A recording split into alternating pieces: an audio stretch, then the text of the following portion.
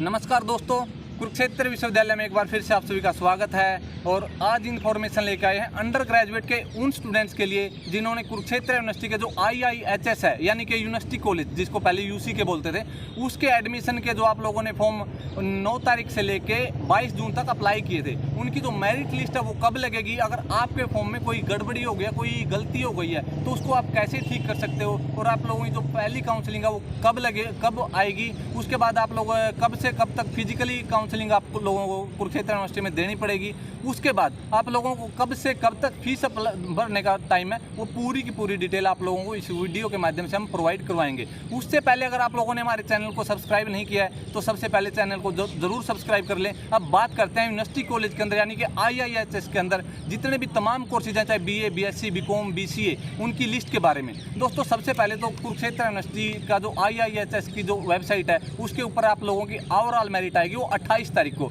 यानी कि आप लोगों को उससे ये पता लग जाएगा जो ओवरऑल मेरिट है कि आप लोगों का रैंक कितना है, और जो टोटल सीटें हैं उसके हिसाब से आप अंदाज़ा लगा सकते हैं कि आपका एडमिशन कुरुक्षेत्र यूनिवर्सिटी में होगा या नहीं होगा। और टोटल 4 काउंसलिंग होगी, लेकिन फिलहाल हम जो पहली मेरिट लिस्ट है, पहली मेरिट लिस्ट में आप लोगों को पहली काउंसलिंग के अंदर किसका और कब आप लोगों का पूरा शेड्यूल है उस वीडियो के अंदर बताने वाले हैं। दोस्तों पहले बात करते हैं, जो मेरिट लिस्ट है वो 28 जून को आएगी ओवरऑल। उसके बाद जो आप लोगों के फॉर्म में अगर किसी की कोई DMC की कमी है या फिर किसी ने अपनी जो फैमिली ID वो अपलोड नहीं की, या किसी के मार्क्स में कोई गड़बड़ी हो गया जिस वजह से आप अपनी ID को लॉगिन करोगे ना, उसके बाद आप लोगों के 28 के बाद वो शो हो जाएगा कि आप लोगों के फॉर्म में कोई कमी थी, और वो कमी आप लोगों को दूर कर सकते हैं 30 तारीख तक। 28 से 30 तक का आप लोगों के पास टाइम होगा। 30 तारीख तक वो करेक्ट करने के बाद फिर आप लोगों की जो पहली प्रोविजनल लिस्ट लगेगी कुरुक्षेत्र यूनिवर्सिटी की BA की प्रोविजनल पहली लिस्ट वो आप लोगों की 1 तारीख को लगेगी।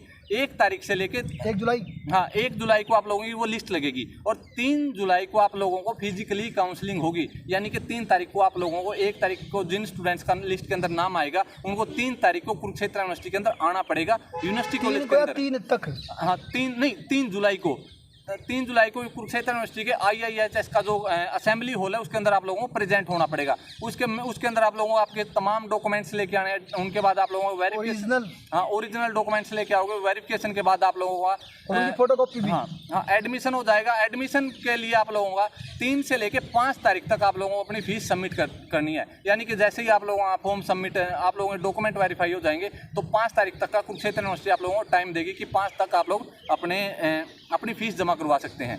उसके बाद हम बात करते हैं BSc की। BSc की जो पहली लिस्ट है प्रोविजनल वो 3 तारीख को आएगी। वही उसका फिर आगे का जो प्रोसीजर है, 3 तारीख को प्रोविजनल लिस्ट आएगी, 4 तारीख को आप लोगों को फिजिकली प्रेजेंट होना पड़ेगा कुरुक्षेत्र यूनिवर्सिटी के असेंबली हॉल में, और 6 तारीख को यानी 4 को आप लोगों का डॉक्यूमेंट वेरिफिकेशन होगा। 4 से 6 तक आप लोग अपनी फीस सबमिट करवा सकते हैं कुरुक्षेत्र यूनिवर्सिटी के अंदर। उसके बाद है BSc का मैंने बता दिया। BSc मेडिकल वो था नॉन मेडिकल के। BSc मेडिकल की 4 तारीख को आप लोगों की प्रोविजनल लिस्ट आएगी, और 5 तारीख को आप लोगों को फिजिकली प्रेजेंट होना पड़ेगा, यानी फिजिकल काउंसलिंग होगी, आप लोगों के डॉक्यूमेंट वेरिफिकेशन होंगे। उसके बाद 5 से लेकर 7 तक आप लोग अपनी फीस सबमिट कर सकते हैं। उसके बाद बात करते हैं BCom के लिए। BCom की जो पहली प्रोविजनल लिस्ट है वो 5 तारीख को आएगी।